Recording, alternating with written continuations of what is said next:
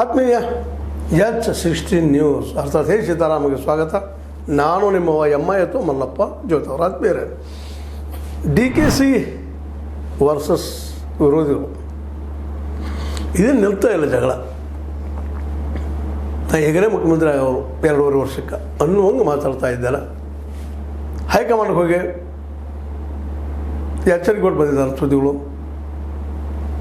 ಈಗಲೇ ನನ್ನನ್ನು ಮುಖ್ಯಮಂತ್ರಿ ಮಾಡಬೇಕು, ಇನ್ನೂ 2 ತಿಂಗಳದ ಪ್ರೊಸೆಸ್ ಸ್ಟಾರ್ಟ್ ಮಾಡಲಿ, ನಾನು ಮುಖ್ಯಮಂತ್ರಿ ಮಾಡಲಿ,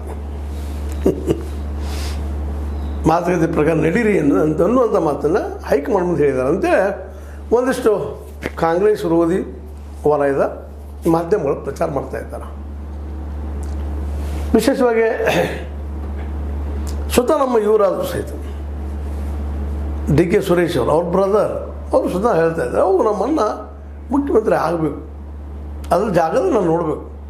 ಅವರು ಸರಿದಿಲ್ಲ ಅಂತಲ್ಲ, ಯಾರಿಗಿಲ್ಲ ಆಸೆ. ಆದರೆ ಈ ಸಿದ್ದರಾಮಯ್ಯ ಇದ್ದಾರಲ್ಲೇ ಅಂದರೆ ಇದ್ರ ಅರ್ಥ ಏನು? ತೆಗೆದು ಹಾಕಿ ಕುಡಿಸ್ರಂದಂಗೋ ಅದು ಮುಂದಿನ 5 ವರ್ಷ ಅವ್ರು ಉಳಿತಾರಂದಂಗೋ ಏನು ಅಂತ ಅವ್ರು ಹಂಗೇನು ಹೇಳೋಕ್ಕಿಲ್ಲ. 2.5 ವರ್ಷ ಆದ ತಕ್ಷಣ ತೆಗೀರಿ, ನಮ್ಮವ್ರು ಅನ್ನಕ್ಕೆ ಕೊಡ್ರಿ ಅಂತೇಳಿ. ಈ ನಡುವೆ ನೋಡಿದರೆ ನೀವು DKC ವಿರೋಧಿಗಳು ಅವರು ಜೋರು ಬನ ಹೇಳಿದ್ಬಿಟ್ಟು ಅವರು ಒಂದು ಬನ ಸತೀಶ್ ಅವರಾಗಿರಲಿ ಅಥವಾ ರಾಜಣ್ಣ ಆಗಿರಿ ಪರಮೇಶ್ವರ್ ಅವರಾಗಿರಿ ಅಧ್ಯಕ್ಷಗಿರಿ ಬದಲಾಗಬೇಕು 1 ಪ್ರೋಗ್ರಾಮ್ ಸ್ಟೋಟ ಜೋರಾಯ್ತು ರೀ. DKC ಅವ್ರ ಹಿಂದೆ ಸಹೋದ್ರು ಸಹಿತ ಮೌನ ಆದರೂ ಸಹಿತ ಬಿಡ್ತಾ ಇಲ್ಲ ಇವರು. ಇಲ್ಲ ಬದಲಾಗಬೇಕು, ಮುಖ್ಯಮಂತ್ರಿ ಸ್ಥಾನಕ್ಕೆ ಮುಂದೆ ಈಗಿದ್ದವ್ರು ಅಧ್ಯಕ್ಷರಾಗ್ತಾರೆ ಅಂತೇಳಿ ಅವ್ರ ತಲೆಯಲ್ಲೋ ಮತ್ತೇನೋ ಗೊತ್ತಿಲ್ಲ. ಆದರೆ ಅವ್ರು ಜೋರ್ದಾರಾಗಿ ಮೂವ್ಮೆಂಟ್ ಶುರು ಮಾಡಿದರು. ರಾಜಣ್ಣ ಅವರಂತೆ ಈಗಲೂ ಈಶಾ ಫೌಂಡೇಶನ್ಗೆ ಹೋಗಿದ್ದೆ ಕೆಂಡ ಮಂಡಲ ಆಗಿದ್ದಾರೆ.